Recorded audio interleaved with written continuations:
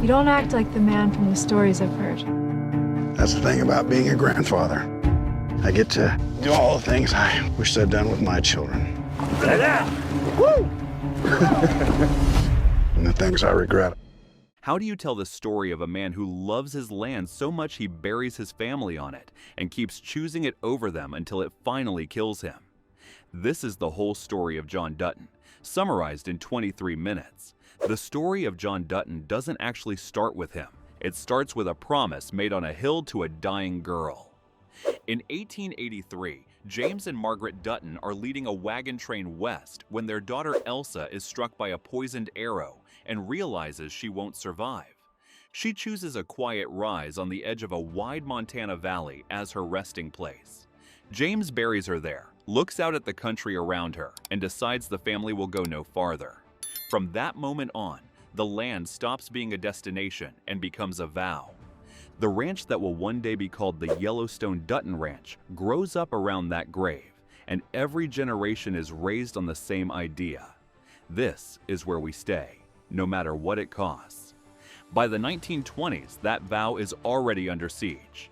In 1923, James's brother Jacob Dutton and his wife Kara are running the ranch. The family is hit from all sides: cattle wars, drought, prohibition, outside money, and new rules. Neighbors turn into enemies. Fence lines turn into front lines. Banner Creighton and his sheep herders ambush the Duttons on the road. John Dutton Sr. is killed, and Jacob is left badly wounded but alive. The children who make it through learn one lesson early. You don't keep land by asking for it. You keep it by outlasting everyone who comes to take it. Somewhere down that line, after more lean years and quiet fights, the ranch passes to John Dutton II. He raises his son, John Dutton III, on the same rules that started on Elsa's hill. The land comes first. The state is something you bend or dodge, and loyalty only counts when the ranch is in danger. John Dutton III marries Evelyn, and they have 4 children. Lee is the steady oldest, the one who never even thinks about leaving. Beth is sharp, fearless in any room, mean when she's scared, and always hungry for a kind word she pretends she doesn't need. Casey is quiet, better with horses and kids than with orders. Jamie comes in through disaster. His biological father, Garrett Randall, kills his mother Phyllis when Jamie is a baby. John and Evelyn adopt him, give him the Dutton name, and never talk much about where he came from. One day, Evelyn takes Beth and Casey out riding. Beth panics. Her horse throws her, and Evelyn's horse goes down with her. Pinned and dying, she tells Beth it's her fault and orders her to ride for help.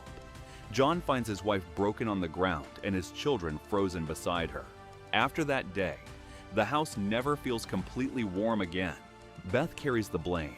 Casey carries the image. John carries it the way he carries everything else, by keeping it buried and working even harder. By the time season 1 begins, John isn't just a rancher. He's the latest Dutton, trying to hold that vow, the ranch and his family, together all at once. He runs the largest contiguous ranch in the United States and serves as Montana's livestock commissioner. His days are spent settling disputes between ranchers and the reservation, sending cowboys to keep fences up and trespassers out, and slowing down developers with a mix of smooth talk and quiet threats. He's also hiding a diagnosis his doctors think is colon cancer. He tells almost no one. In his mind, if he lets go, everything his family bled for is one deal away from runways and resorts. The season drops him into a 3-way fight. On one side is Dan Jenkins, a slick developer who looks at the valley and sees golf courses, luxury homes, and an airport. On another is Chief Thomas Rainwater of the Broken Rock Reservation, who sees stolen history and a chance to take some of it back.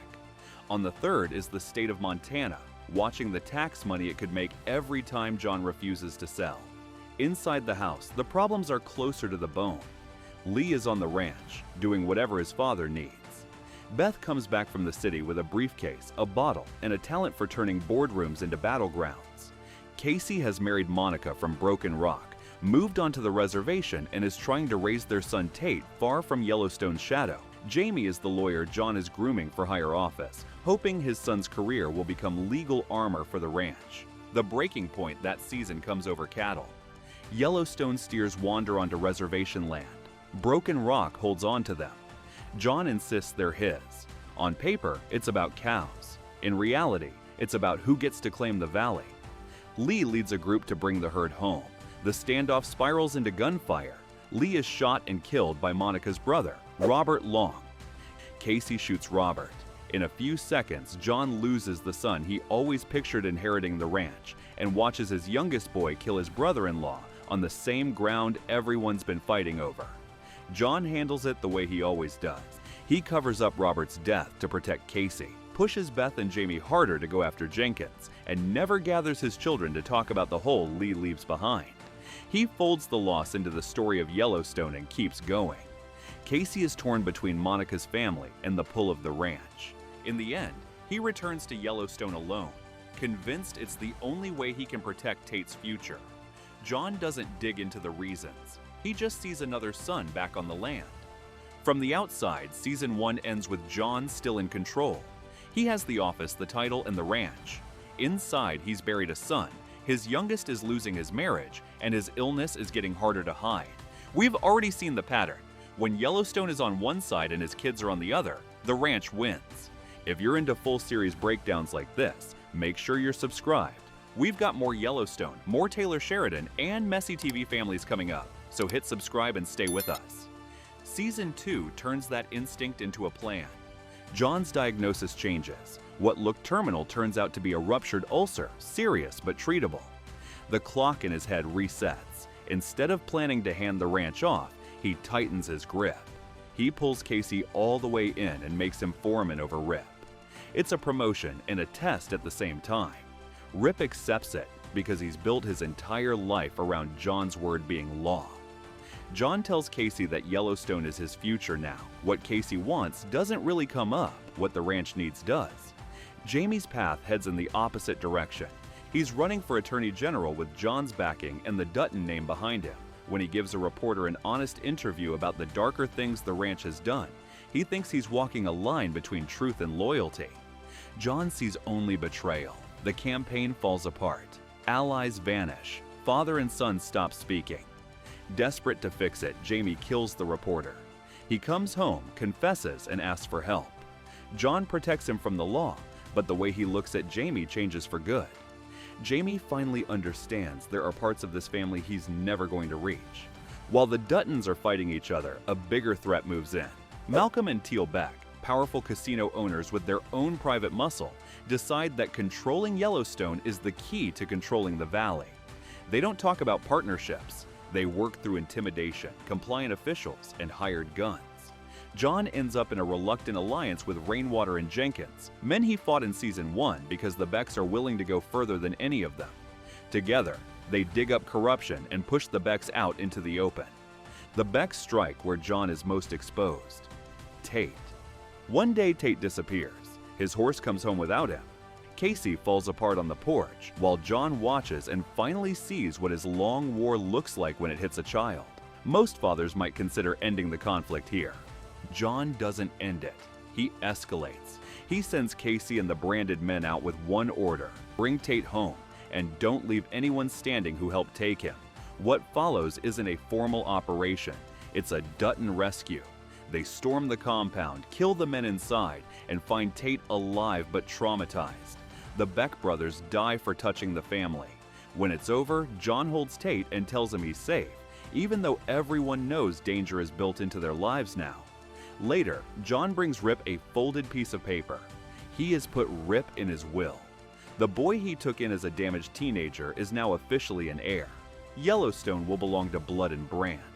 Season 3 shows what happens when the main enemy isn't a neighbor or a criminal, but progress. Under pressure from the governor, John steps down as livestock commissioner. Jamie takes the job, then Casey. John spends more time with Tate, teaching him to ride and telling stories about the valley. For a short time, it looks like he might get to be a grandfather first and a general second. Then, Market Equities arrives. They're a giant corporation with lawyers, shareholders, and deep pockets. Their plan is simple: buy the valley, build a major airport and luxury resort, and turn the place John sees as family history into a tourist hub. They offer him hundreds of millions of dollars and let him know they're willing to bury him in lawsuits if he refuses. John doesn't pretend to think about it. To him, the land isn't an asset, it's who he is. He refuses to sell and turns to rainwater again. They still don't trust each other, but they both know an airport would destroy the valley they're fighting over. Inside the family, an old secret finally comes out. Beth tells John what Jamie did when they were teenagers, how he took her to a reservation clinic for an abortion, how the clinic required sterilization, and how Jamie agreed without telling her what it meant. John's reaction is quiet but final. Whatever trust Jamie had left is shattered. Market Equities doesn't just send lawyers, they send Rourke Morris to turn up the pressure through old rival Wade Morrow. Wade and his son sabotage the ranch and brutally attack ranch hands Colby and Teeter. Rip and the Cowboys push back the way they always have when someone threatens Yellowstone too directly. They make sure the threat doesn't come back. That's when the show finally reveals the train station, a remote canyon over the state line where the Duttons have been dumping bodies for years. It isn't a rumor, it's a system. John doesn't throw people in himself, but he's the one who decided this was an acceptable way to protect the ranch. For years, that darkness has been Yellowstone's shield. In the season 3 finale, someone hits the Duttons with that same level of force. In a coordinated attack, Casey is ambushed in his office. Beth opens a package that explodes in her hands, and John is shot multiple times on the side of the road after stopping to help a woman with a flat tire. In those moments, nothing else matters. No titles, no history, no land. He's just an older man bleeding in the dirt. He survives. Beth and Casey survive, but the idea that he can fight everyone forever and walk away untouched is gone. Season 4 finds John scarred but alive and reaching for more power. He wakes up in the hospital and immediately starts looking for who ordered the hits. Rip quietly takes care of Rourke, but the investigation keeps going. The trail leads to an inmate named Riggins, and then to Garrett Randall, the man who killed Jamie's mother and has been feeding Jamie's resentment. At the ranch, the family shifts again. Beth meets Carter, a teenager whose father dies of an overdose outside the hospital. She brings him back to Yellowstone. Rip sees a version of his own past in the boy and starts to look after him. John watches this new little knot of family take shape and gives a gruff, wordless approval. He knows what it looks like when someone with nowhere to go is finally brought in. John also butts heads with Summer Higgins, an activist protesting industrial damage to the land. They start out on opposite sides. She sees big ranches as part of the problem. He sees protesters like her as people who don't understand rural life. Over time, they both admit they're afraid of the same thing: wild places being chewed up by money. Beth uses Summer's cause as a weapon against Market Equities, turning a protest into a riot that gets Summer arrested. John steps in to cut her sentence down and tells Beth she went too far. It's one of the rare times he calls her out for using his tactics without his restraint. In state politics, the governor decides to run for the Senate and wants Jamie to replace her. John, still furious with Jamie and scared of what he'll do with that much power, undercuts him and offers himself instead. He doesn't want the spotlight, but he doesn't see another way to protect Yellowstone from bigger players. Beth proves Garrett Randall helped plan the attacks on the family, confronts Jamie, and forces him to choose. Jamie kills his biological father to prove his loyalty, and Beth captures the moment in photos. By the end of season 4, Jamie isn't treated like a son. He's leveraged. John didn't design every move, but it all fits the code he's lived by for years. Violence is acceptable if it keeps the ranch standing, and everyone is expected to carry the weight of it in silence. Season 5 is where John finally gets the office he never really wanted. He wins the election and becomes governor of Montana. From day one, he uses the position exactly as you'd expect. He kills the airport project, blocks Market Equities' development plans, and appoints Beth as his chief of staff. The governor's office becomes another front in the same old war. But political power comes with different rules. He raises taxes on out-of-state landowners, cuts into tourism, and openly shapes policy to favor open range over resorts. His opponents don't just grumble, they mobilize. Market Equities sends Sarah Atwood, a strategist who immediately spots Jamie's resentment and starts turning it into a weapon. Back home, tragedy hits again. Monica goes into premature labor. On the way to the hospital, she and Tate are in a car crash. Their baby boy, briefly named John, dies. Casey stays with Monica through a grief that makes everything else feel small. His earlier vision quest with Mo, where he was warned he would have to choose between the ranch and his family, suddenly feels like it's coming true. On the ranch, collared wolves from the national park start killing Yellowstone cattle. Rip and the cowboys react the way they always have, kill the predators and try to cover it up. The collars expose what they've done, dragging the ranch into another legal mess. John has Summer finish her sentence as community service at Yellowstone, hoping she'll see his side. Instead, she forces him to confront how often his version of protecting the land still centers Yellowstone above everything else. Then the herd tests positive for brucellosis. The only way to save it is to move thousands of cattle to leased land in Texas. Rip takes a cruise south. Teeter rides with him. Half of the ranch's core workforce disappears over the state line, leaving Case in charge at home while John splits his time between Helena and a quieter, emptier ranch. In Helena, the conflict with Jamie finally blows up.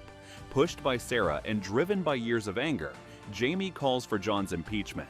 On camera, he accuses his father of abusing his office to protect private property and hurting the state's finances. For John, it's the nightmare he's always feared, an attack from someone who knows every soft spot. Beth comes after Jamie with the photos of Garrett's murder, thinking she still has him trapped. Jamie points back to the train station. If she takes him down over one body, he can expose a canyon full of them. For the first time, Beth sees that the way the family is operated is the biggest threat of all.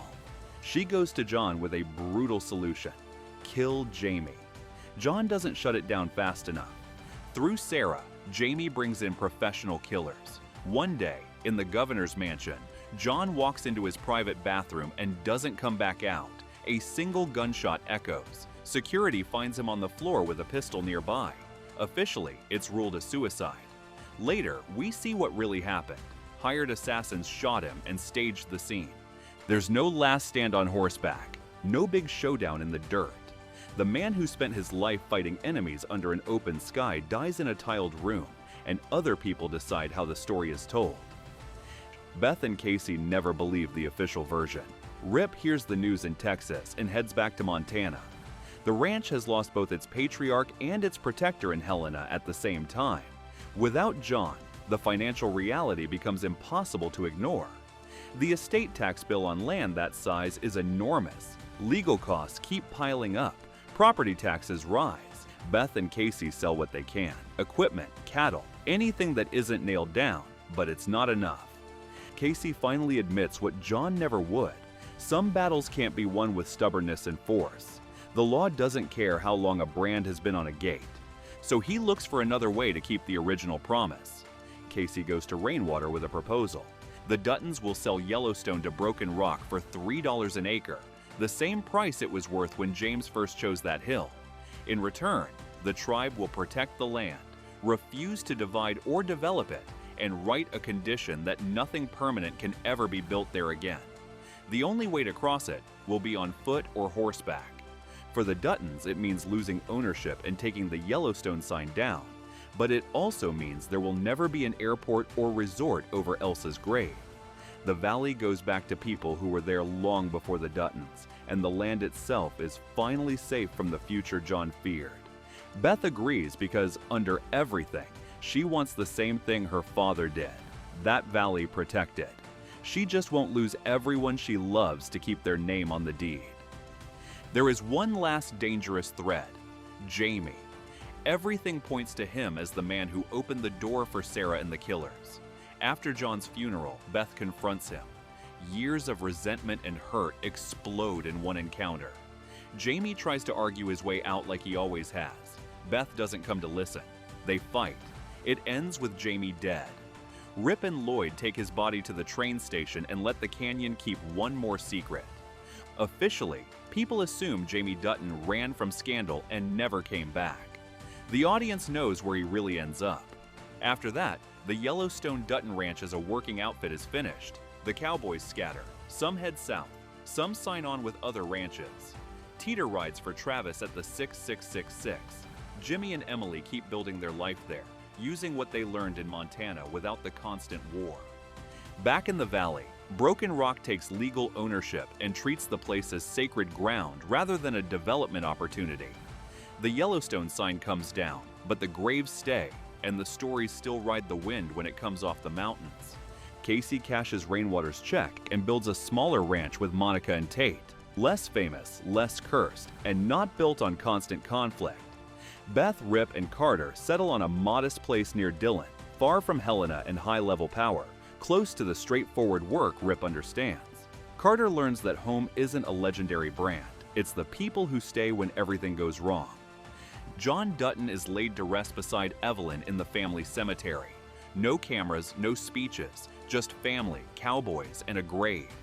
The land he devoted his life to no longer belongs to him. The life he built is over, but the place he died trying to protect is still there. John Dutton starts out believing he can hold on to both his ranch and his children if he pushes hard enough and never gives outsiders an inch. What actually happens is that he pulls everyone he loves into Yellowstone's orbit until none of them can escape its consequences. Beth becomes his sharpest weapon. Casey becomes his trigger hand. Jamie becomes his legal shield. Rip becomes the fist he never has to raise himself. His love for them is real, but it almost always bends back toward the land, toward the brand, the fences, and the promise on that hill. He hides crimes so they can stay free enough to work. He forgives or cuts people loose based on what Yellowstone needs. He takes in broken kids like Rip and Carter, then shapes them into guardians for the place he worships most. He doesn't really change. The world changes around him. Corporations, courts, cameras, and politics close in until even John Dutton can't shoot, charm, or bully his way clear. He dies believing he's still the last wall between Yellowstone and ruin. In the end, it's the family who grew up under his shadow who finally save what actually mattered by doing the one thing he never could. They let go of owning the land so the land itself can survive. The man is gone. The ranch as a business is gone. The promise made on that hill keeps going under different hands and different rules. And that's the whole story of John Dutton across 1883, 1923, and Yellowstone. A man who tried to hold his family and his land in the same fist, and the family who had to open that hand to keep any part of his legacy alive. If you want more stories like this one, from 1883 all the way up through modern Yellowstone, make sure you're subscribed.